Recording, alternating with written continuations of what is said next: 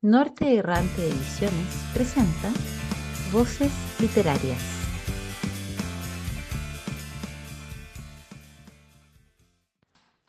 Bienvenidos y bienvenidas a este segundo capítulo de Voces Literarias, podcast que está siendo producido por el equipo editorial de Norte Errante Ediciones. Y en este segundo capítulo de Voces Literarias nos encontramos con un invitado que viene desde Ovalle. Estamos con Marco Sandoval, que nos visita desde el Museo Limarí. Marco, bienvenido a nuestro podcast. La idea es que te presentes para que las personas conozcan sobre ti. Bueno, buenas tardes o buenos días, no sabemos dónde vamos a estar, ¿cierto? Pero queremos agradecer a Norte Errante, ¿cierto? Esta invitación para poder dar a conocer un poco lo que hacemos, lo que hace el Museo del Limarí. Como tú bien dices, somos de la provincia del Limarí, de la ciudad de Valle, y mi nombre es Marco Sandoval, soy licenciado en Historia de la Universidad de Valparaíso, magíster en Gestión Cultural de la Universidad de Chile y básicamente durante bastante tiempo he trabajado en museos desde el 2020, ¿cierto? Desde el 2020 trabajo aquí en el Museo del Limarí del Servicio Nacional del Patrimonio Cultural y que de alguna manera nuestro servicio posee distintos museos en distintos lugares del territorio y en Chile, ¿cierto? Interesante también decir que en Chile hay más de 400 museos en distintas partes del territorio y en este caso nosotros somos un museo que pertenece al Estado de Chile. Súper, Marco. Una pregunta interesante para la audiencia es saber cómo tú llegas a convertirte en una persona que se dedica a trabajar en el ámbito patrimonial. Bueno, en general mi formación en historia, ¿cierto? Me hace de alguna manera acercarme un poco al tema patrimonial a través de la historia, obviamente a través de los archivos. Yo durante mi tesis de pregrado, yo estudié historia, mi tesis de pregrado trabajé comunidades de pueblo originario de Chile Central, que son un pueblo que se llama Promaucae o Promocae, como dirían ciertos los cronistas, y a partir de eso yo me acerco al Archivo Nacional donde reviso documentación del periodo del siglo XIX, del siglo XVII, ¿cierto? Y hago mi tesis sobre eh, comunidades de pueblos originarios de ese territorio. Y ahí obviamente uno se da cuenta de la importancia, de la importancia para la memoria, para la historia de los archivos, y en este caso del Archivo Nacional, eh, y ahí tengo un primer acercamiento eventualmente al patrimonio de alguna manera, porque es importante recalcar que para los pueblos la memoria es un elemento importante, la memoria contemporánea, la memoria reciente, pero también la memoria pasada. Es importante para reconstruir, ¿cierto?, de dónde venimos, para dónde vamos y lo que los pueblos eventualmente quieren ser. Entonces ese es mi primer acercamiento y empecé rápidamente a trabajar en un museo ferroviario de la Quinta Normal, trabajé durante bastante tiempo y ahí tuve un acercamiento a lo que se llama patrimonio industrial, que en general, ¿cierto? Dentro de los patrimonios, el patrimonio industrial es un área tampoco muy tratada de alguna manera y que está asociada a la construcción, a la elaboración, a la maquinaria, a la industria, ejemplo, la industria del salitre. De hecho, en Chile hay una cantidad importante, 7 patrimonios de la humanidad. Dos de ellos son patrimonios industriales, como el campamento minero de Sewell o la salitrera de Humberstone y Santa Laura son patrimonio de la humanidad. Así que en nuestro territorio, en Chile, ¿cierto? Hay también importante sesgo eventualmente de industria, obviamente muchas de ellas asociadas a la industria del salitre, a la industria minera, ¿cierto? Y también en la zona de Concepción, ¿cierto? En la región del Biobío, ¿cierto? Que hoy día está pasando por un momento difícil. También hay asociación eventualmente a la industria y que obviamente forma parte de esta historia mayor que ha sido la historia de Chile. Bien, pero antes de llegar tú allá porque en el fondo tú llegas al tema de los museos ligado obviamente por el área de estudio, pero en cuanto a cómo se empieza a gestar este interés, ¿esto es algo que viene de antes, en tu juventud, en tu infancia, o es algo que tú descubriste explorando a lo mejor temáticas o líneas de investigación mientras cursabas estudios de pregrado?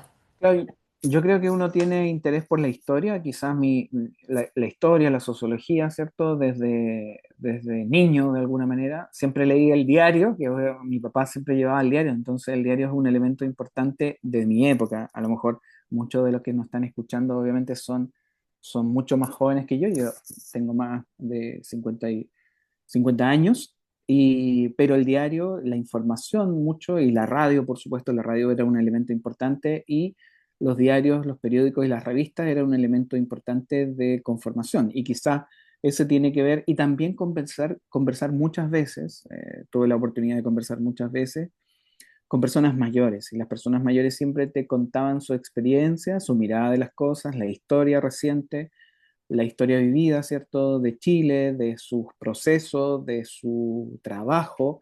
Entonces, esos elementos también van haciendo. Además, siempre estuve ligado un poco a las comunidades y al territorio a través de juntas de vecinos, de agrupaciones, de organización y bueno, quizás también contar que en el colegio, en el liceo, en el colegio, fui presidente de curso desde séptimo básico hasta cuarto medio.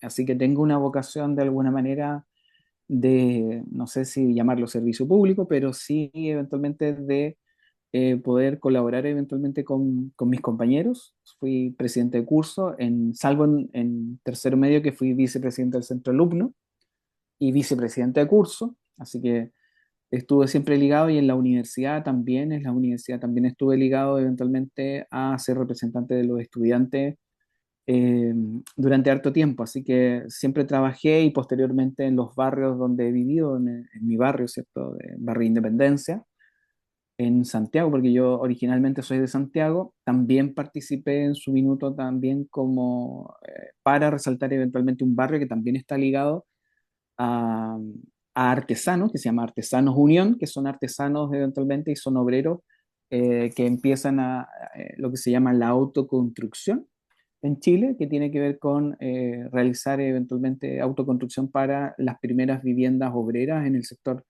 norte de Santiago.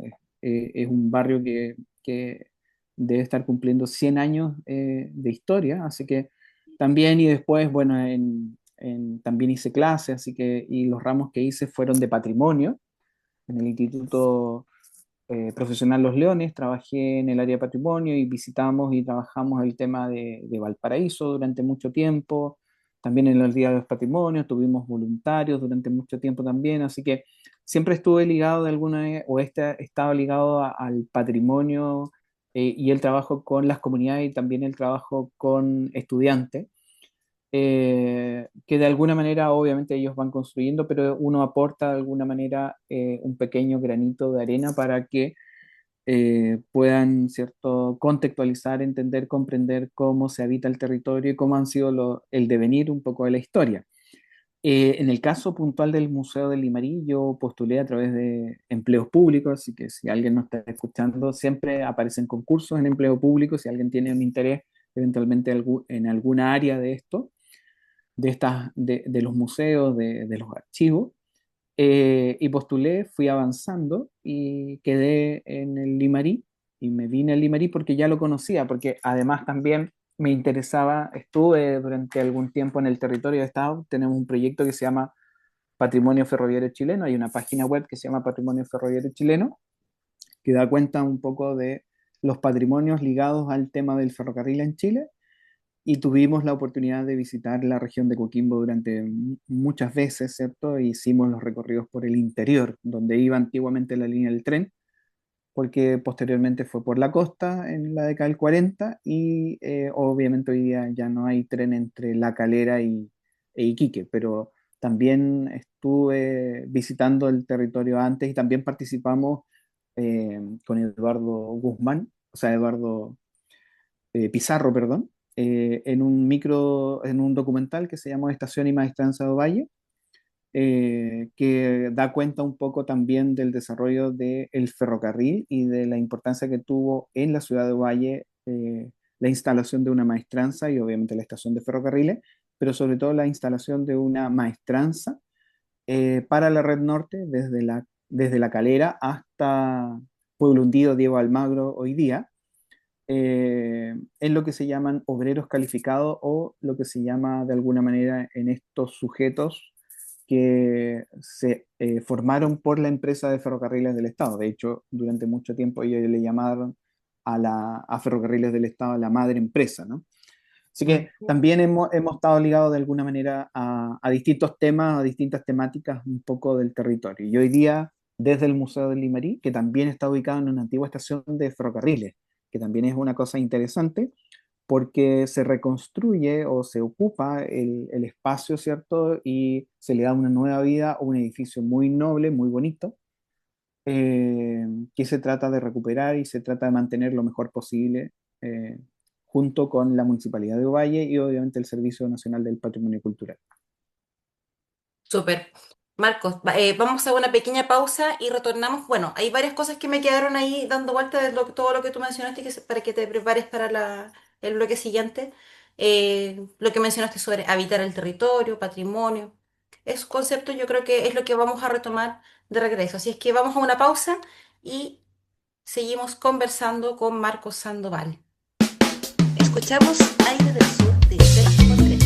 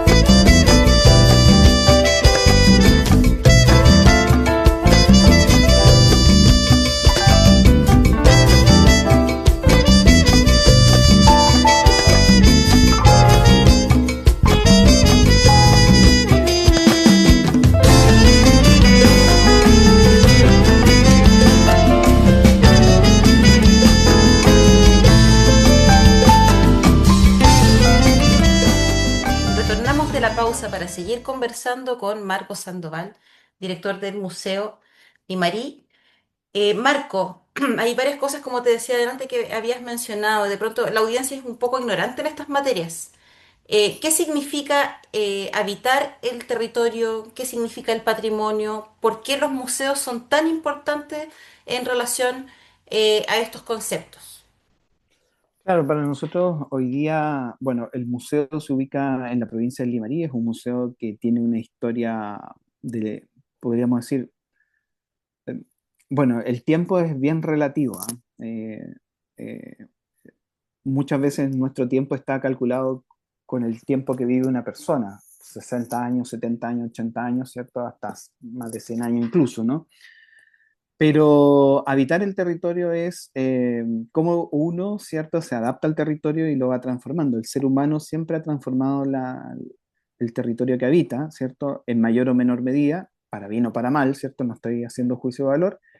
Y el habitar este territorio implica que tú te adaptas eventualmente a las condiciones de vida, eventualmente que el territorio te ofrece. Ejemplo, nosotros tenemos un arqueólogo, justamente tuvimos una conferencia hace poco tiempo atrás, un arqueólogo que nos visitó, Andrés Troncoso, que nos habló de los pueblos nómades del territorio, que tienen una larga data y que se han adaptado eventualmente a las condiciones de vida y que sobrevivieron eventualmente a la presencia de varios pueblos originarios en el territorio, hoy día como los de Aguita, la cultura del Moyo, la cultura de las ánimas, que, ¿cierto? Pero ellos siguieron habitando el territorio. Entonces, en general el ser humano se ha ido adaptando a las condiciones y habitar el territorio tiene que ver con eso, con esos elementos. En tanto, el patrimonio, ¿cierto? Formalmente es lo que heredamos de alguna manera de nuestros ancestros, ¿no?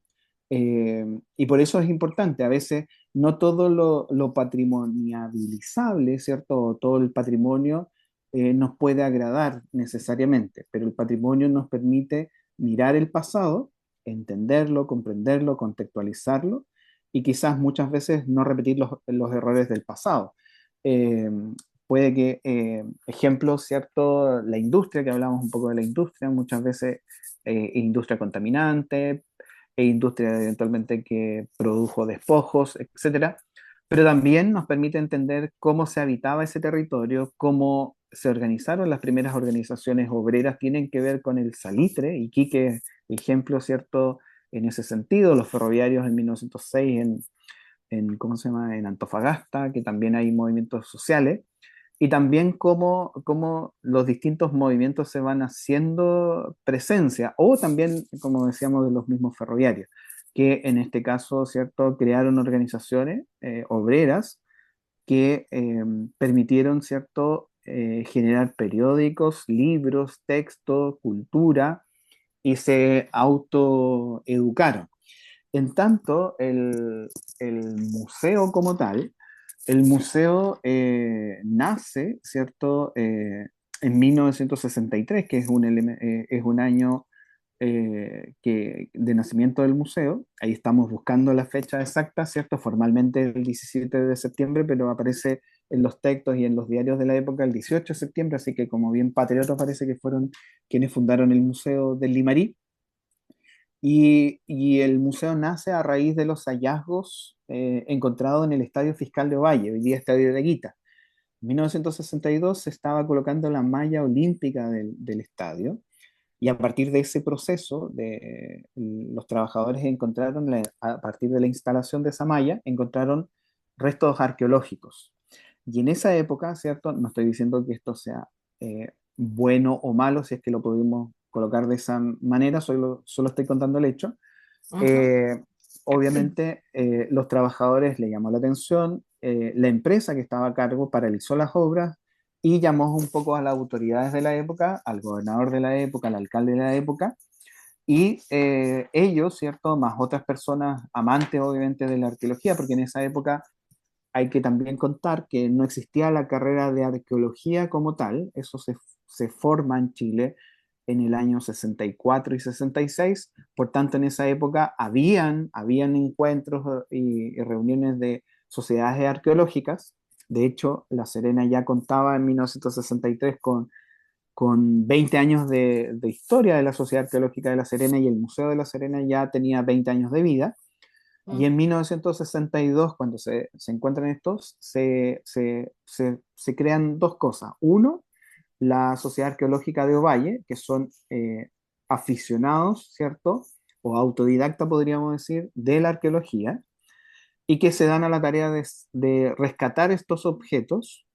En ese primer minuto lo que les interesó fue el objeto como objeto de arte, no como objeto contextual. No se hizo un trabajo de levantamiento contextual, de rescate contextual, de hacer excavaciones, si bien en ese primer momento estuvo presente en el territorio, y posteriormente también una de las arqueólogas más importantes, ¿cierto? Grete Mosny, que fue directora del Museo Nacional de Historia Natural, en ese momento una de las pocas o pocos arqueólogos y arqueólogas que existían en el territorio, y también ella participó en la Mesa de Santiago de 1972, que es una de las mesas que ponen el patrimonio y los museos, ¿cierto? En el tapete, y es un encuentro muy importante que se ha hecho en Chile. Y a partir de esos hallazgos en Ovalle se creó esta sociedad, y al año siguiente se crea el museo. ¿Para qué? Y esto también es como interesante, que ahí nuestros auditores y auditoras, ¿cierto?, pueden evaluar. Es interesante porque la comunidad ovallina eh, decide eventualmente, o tiene la desconfianza, que si no se fundaba el museo en 1963, estos objetos por defecto iban a dar al Museo Nacional de Historia Natural, o podían haber ido a dar al Museo de La Serena, que ya tenía 20 años de vida. Entonces, a partir de esto, la Sociedad Arqueológica, ¿cierto?, decide fundar el museo que en esa época se llamó Museo Arqueológico de Ovalle, y se crea este museo, ¿cierto?, con esta sociedad, para rescatar, conservar y preservar esos elementos que son objetos, ¿cierto?, cerámicos mayoritariamente, en el territorio, y abrirlo a la comunidad.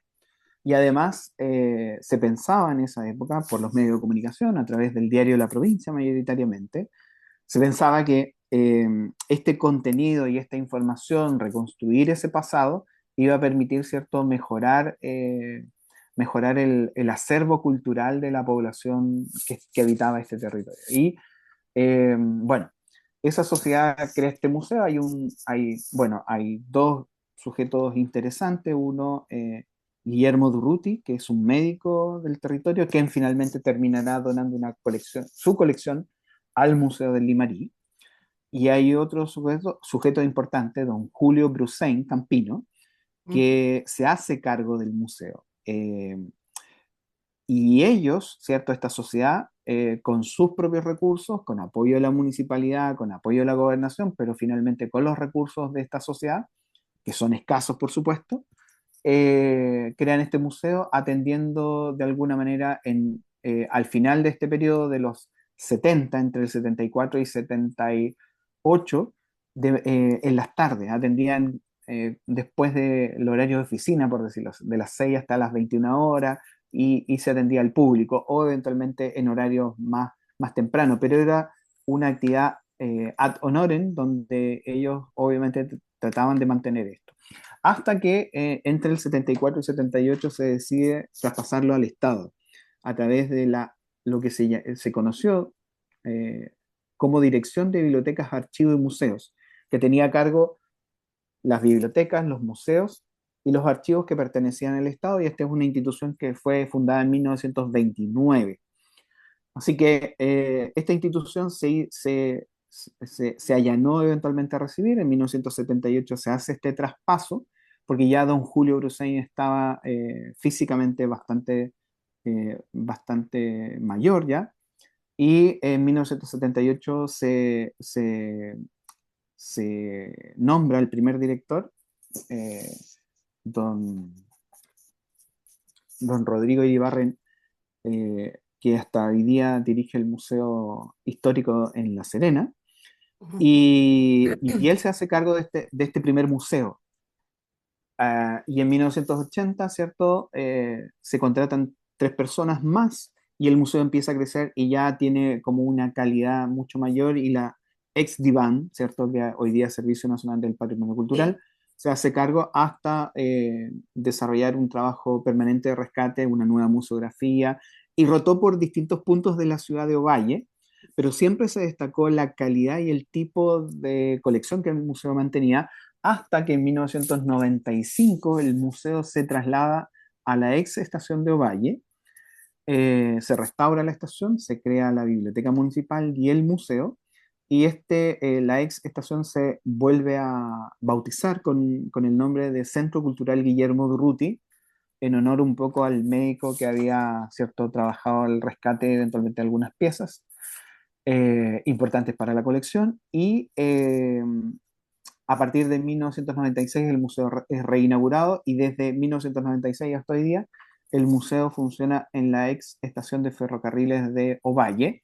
Y cosas interesantes que quizás el público no conoce, pero no conoce porque no quiera, sino que porque quizás a veces los museos no logramos eventualmente contar estas cosas que muchas veces no se cuentan. En 1995 el museo es pionero, ¿cierto? Porque la Dirección de Bibliotecas, Archivos y Museos y la Subdirección Nacional de Museos, que tenía a cargo los museos del Estado, hacen un trabajo junto con el Centro Nacional de Conservación y Restauración, de un programa y de un plan de control eventualmente de las colecciones, de mejoramiento de las colecciones.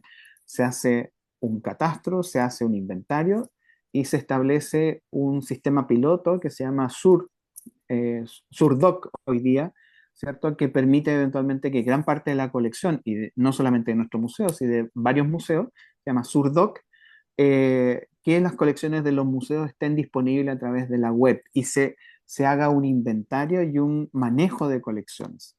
Entonces, este manejo de colecciones ha permitido conservar, preservar y tener una conservación preventiva, y que los museos del Estado tengan conservadores, que existe toda una tarea de conservación, preservación, cuidado eventualmente de las colecciones en términos de temperatura, de luminosidad. ¿Para qué? Para evitar algo que es implacable, que es el paso del tiempo. ¿Te acuerdas que hablábamos al principio del Sí, tiempo? sí. Entonces, el paso del tiempo, hay muchas canciones que dicen el tiempo es implacable, el que pasó, dice Pablo Milanés, ¿no? Así. Entonces, de alguna manera, ¿cierto? El tiempo es algo implacable, y lo que trata de hacer el museo es que estas piezas se conserven de la mejor manera, que no sufran ciertos cambios bruscos de temperatura y que tampoco sean sometidas, en general el semiárido, que es el norte y puntualmente Ovalle, tiene un clima relativamente privilegiado eventualmente para la conservación. Así Mm. que de alguna manera el clima nos ayuda harto, el edificio también es bastante noble y tenemos una conservadora que nos permite eventualmente monitorear y llevar el control y obviamente ella lleva el control de la colección del museo. Y antes, ¿cierto? Don Guillermo Villar, que hoy día lamentablemente fallecido, él también fue pionero eventualmente en el embalaje, en el cuidado, en el registro, porque esta es una tarea que es un poco silenciosa porque está intramuros, pero todos los museos hoy día, en general, ¿cierto? Del Estado, obviamente, tienen esta política que también es una ISO que tiene que cumplir el museo y es un compromiso eventualmente que gran parte de las colecciones estén disponibles para la comunidad. Pensando, ejemplo, que comunidades de Pueblo de Ita o comunidades de investigadores, de artistas, pintores, etcétera, les interesa saber qué colección guardamos nosotros y no pueden asistir, lo puedan ver a través de esta página virtual y puedan ver gran parte de la colección. Hoy día nosotros tenemos más de 1.600 piezas que están en Surdoc, así que pueden ser visitadas y tienen vistas de distintos lugares. Así que también es una forma de que el patrimonio que le pertenece a todas y a todos, ¿cierto? Realmente, efectivamente, se ponga a disposición de la comunidad, no solamente la visita, porque los museos del Estado son gratuitos, su acceso, pero también existen estas plataformas que acercan de alguna manera a la comunidad los museos y sus colecciones, entendiendo que, ejemplo, hay personas que investigan cosas muy específicas y siempre es bueno que esto se ponga a disposición eventualmente de la comunidad, no solamente chilena, sino que también en todo el territorio. Eso. Muy bien, Marcos, súper interesante todo lo que comentas. Bueno, hay varias cosas de ahí que uno como persona común desconoce. Vamos a una pausa y retornamos para seguir conversando con Marcos Sandoval. Y nos vamos a escuchar Trumpet Comedy de Sergio Contreras.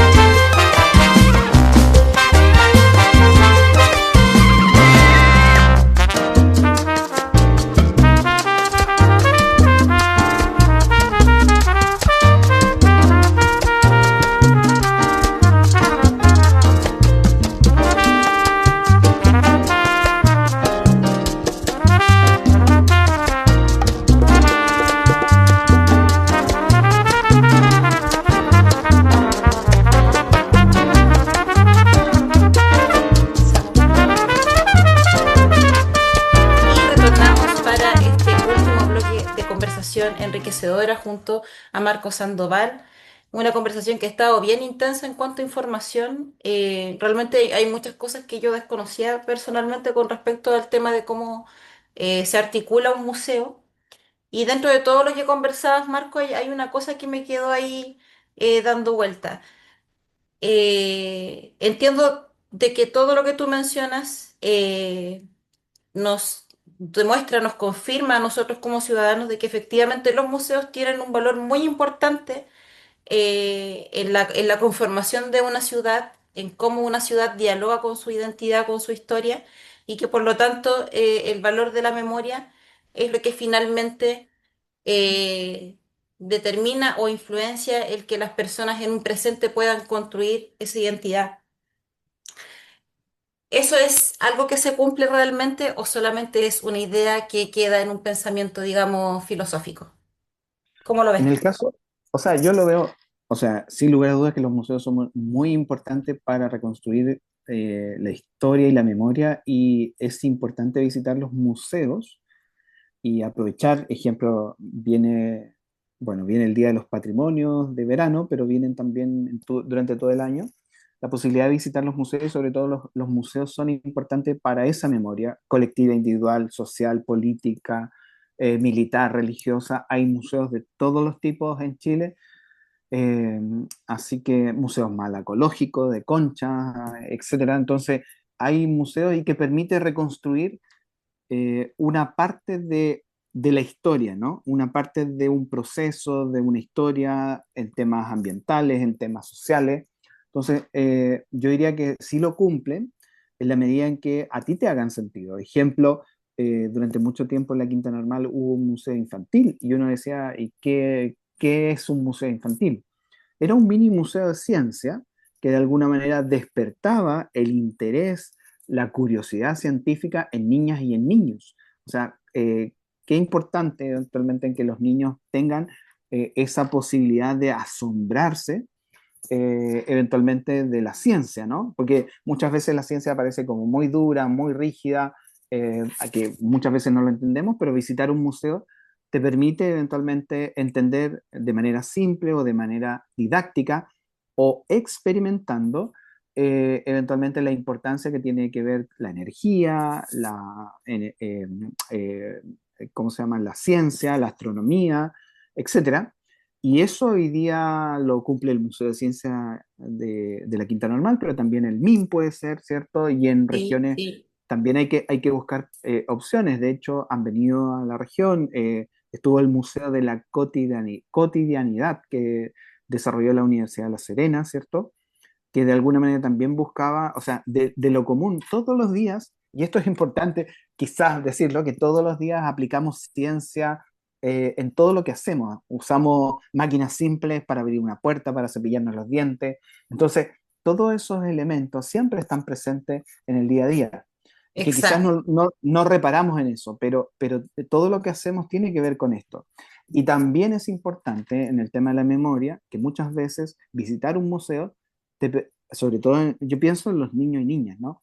Que te permite abrir un camino que quizá no siempre estaba, ejemplo, muchos niños y niñas, y ojalá fuera así, les interesa al visitar el Museo del Limarí, posiblemente les interese en algún momento estudiar arqueología, estudiar antropología, estudiar historia. ¿Por qué? Porque a ellos les interesaría saber quiénes habitaron el territorio y muchas veces nosotros recibimos jóvenes que dicen, que fome esto, que fome Ovalle, que no tiene nada, pero se dan cuenta que, que al visitar el museo se dan cuenta que hay una historia presente, ¿cierto? Reciente, y que esas personas que habitaron el territorio desarrollaron una cosmovisión, una forma de entender el territorio, de entender el mundo, y que tiene mucho sentido de pertenencia y que es muy potente. No sé si logro señalarlo en términos de diseño, de concepción, de cosas prácticas.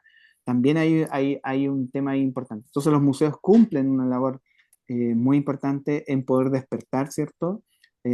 Sobre todo en los jóvenes, los niños, esta curiosidad sobre las ciencias, porque finalmente, ¿cierto? La arqueología, si bien es una ciencia social, ¿cierto? Se apoya de ciencias duras para eventualmente la reconstrucción de quienes habitaron el territorio, porque finalmente es eso. En Río Hurtado tenemos la paleontología como un elemento importante, bueno, el semiárido, o sea, este es un territorio muy rico, perdón, muy rico en la presencia del ser humano y cómo se habitaba el territorio y ha permitido, eh, con vastas investigaciones desde el siglo XX, ¿cierto? Un grupo de museos que han reconstruido parte de ese proceso. Y mencionaste algo súper importante, Marco. Bueno, yo soy profesora, entonces desde el punto de vista pedagógico también tengo una visión acerca del valor de llevar a los estudiantes, por ejemplo, a realizar visitas al museo. Eh, es interesante la existencia de los museos, no solamente en términos de que el patrimonio se conserva, es también interesante porque de alguna forma para los estudiantes representa una experiencia sensorial donde nosotros como docentes ya no le estamos mostrando estos patrimonios materiales en un PPT donde hay una foto, sino que los chiquillos pueden ir, observar, estar de cerca, observar detalles. De pronto los museos cuentan con personas que guían a quienes se les puede preguntar. Entonces, Es también una oportunidad interesante para los profesores de la cuarta región y por qué no de otras regiones, si es posible. El considerar dentro de sus salidas pedagógicas también la visita al Museo Limarí, más cuando también hay un memorial indígena bien interesante, en el cual muchas veces, incluso nosotros siendo profesores, somos un poco ignorantes en esas materias. Eh, Eso. Claro, claro. Eh, Mira, con respecto a ese tema, Marco, antes, disculpa que te interrumpa, sí, no con te respecto a preocupes. ese tema, ¿cuál es el mecanismo para que, por ejemplo, los colegios puedan realizar visitas guiadas allá al Museo Lemarí?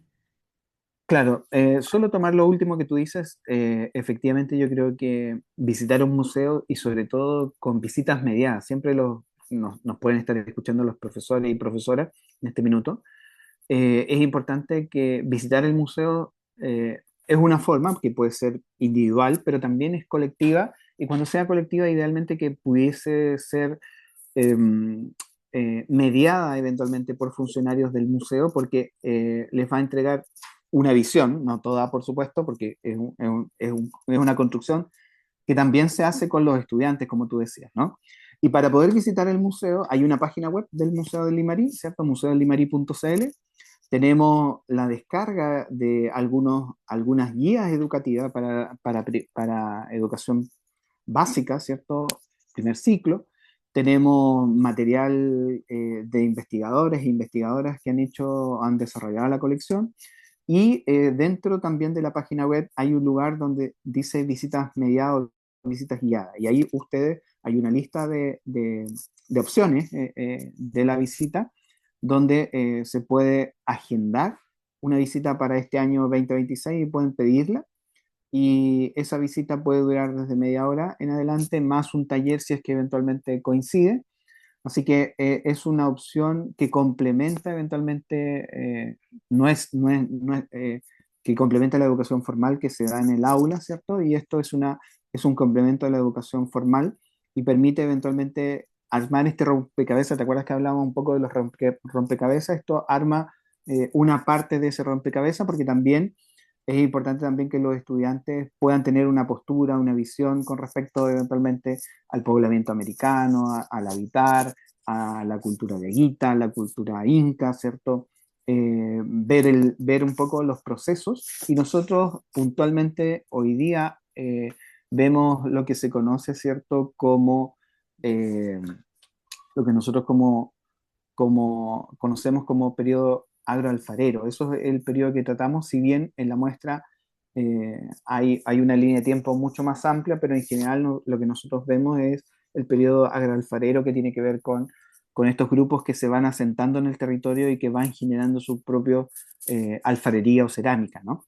Pero como te digo, hay opciones, los museos del territorio, de la región, permiten, ¿cierto?, reconstruir. Está el Museo Histórico, está el Museo Arqueológico en La Serena y también está el nuestro, y está también el Museo de Vicuña, y hay muchos otros museos, hay más de 15 museos en la región que pueden ser visitados y que permite tener un contacto directo con las colecciones y a partir de las colecciones hacer estas ligazones con la historia reciente. Ejemplo, el año pasado se conmemoró los 100 años del Premio Nobel de Gabriela Mistral, pero todos los días sería muy bueno tener a Gabriela en presente, ¿cierto? En el sentido de Ujú. que es un ejemplo de mujer, pero también es un ejemplo de tesón y es un ejemplo de cómo eh, de donde tú naces no te limita eventualmente a crecer como persona, ¿no? Exactamente. Y bueno, con respecto al tema de visita, que yo creo que es súper importante aprovechar este espacio para difundir el cómo la gente puede acceder acá. Este verano, Marcos, ¿cuáles son las actividades que están así como en el cronograma de ustedes, para la cantidad de turistas que hoy día visitan la región o las mismas personas que acá Claro. residen y que tal vez no conocen el museo? Bueno, primero es invitarlas a seguirnos en nuestras redes sociales. Tenemos en Instagram, en Facebook y también en YouTube. Tenemos varios programas también que podrían ser interesantes para los profesores y profesoras, pero también para el público general. Y también la página web del Museo de Limarí, a seguirnos en eso. Y puntualmente en el verano, los museos están lo que se llaman museos en verano. en plena actividad de museos en verano, donde se invita eventualmente a disfrutar de este verano un poco con los museos.